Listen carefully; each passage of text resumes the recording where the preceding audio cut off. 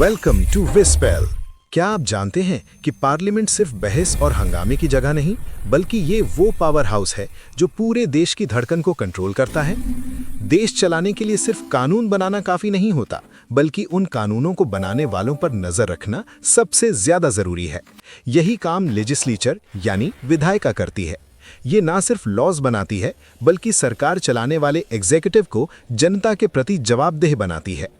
लोकतंत्र में पार्लियामेंट बहस का मंच है, क्योंकि जब तक पॉलिसीज पर डिबेट नहीं होगी तब तक सही फैसले नहीं लिए जा सकते। भारत में हमने बाई कैमरल लेजिस्लेचर अपनाया है, जिसका सीधा मतलब है कि हमारी संसद के दो हिस्से हैं, लोकसभा और राज्यसभा। दुनिया के बड़े देशों में बाई कैमरलिज्म इसलिए जरूरी है ताकि हर समाज और हर क्षेत्र को बराबर आवाज मिल सके। जहां एक तरफ लोकसभा सीधे जनता की आवाज है, वहीं दूसरी तरफ राज्यसभा भारत के अलग अलग राज्यों के हितों की रक्षा करती है।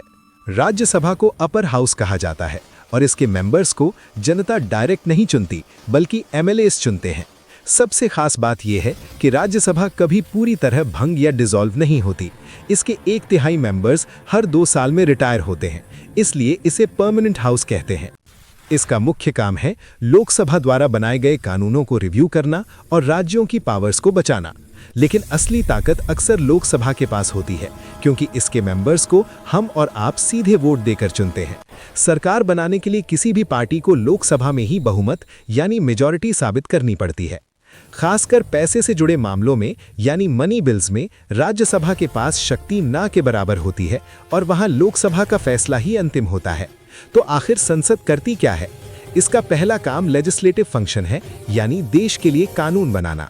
दूसरा सबसे बड़ा काम फाइनेंशियल कंट्रोल है। सरकार बिना पार्लियामेंट की मंजूरी के 1 रुपया भी खर्च नहीं कर सकती। तीसरा काम है कॉन्स्टिट्यूएंट फंक्शन, जिसका मतलब है कि अगर संविधान में कोई बदलाव करना हो तो वो शक्ति सिर्फ पार्लियामेंट के पास है। लेकिन सवाल उठता है कि अगर मंत्री अपनी मनमानी करें तो उन्हें रोकेगा कौन? इसके लिए पार्लियामेंट के पास क्वेश्चन आवर और 0 आवर जैसे हथियार हैं, जहां मंत्रियों से सवाल पूछे जाते हैं और उन्हें जवाब देना पड़ता है। सबसे पावरफुल हथियार है नो कॉन्फिडेंस मोशन। अगर लोकसभा को लगे कि सरकार सही काम नहीं कर रही तो वो वोट करके सरकार गिरा सकती है। एक बिल को कानून बनने का सफर बहुत लंबा होता है, जो किसी भी सदन में शुरू हो सकता है। पहले बिल पर बहस होती है, फिर उसे कमेटी के पास भेजा जाता है डिटेल्ड चेकिंग के लिए। जब दोनों सदन बिल को पास कर देते हैं, तब वो राष्ट्रपति के पास जाता है और उनके सिग्नेचर के बाद ही वो बिल एक एक्ट या कानून बनता है। इसलिए लेजिस्लेचर सिर्फ एक बिल्डिंग नहीं, बल्कि वो जगह है जहां जनता की उम्मीदों को कानून की शक्ल दी जाती है। अगर आपको चैप्टर 5 का ये फैक्चुअल ब्रेकडाउन समझ आया तो चैनल को अभी सब्सक्राइब करें।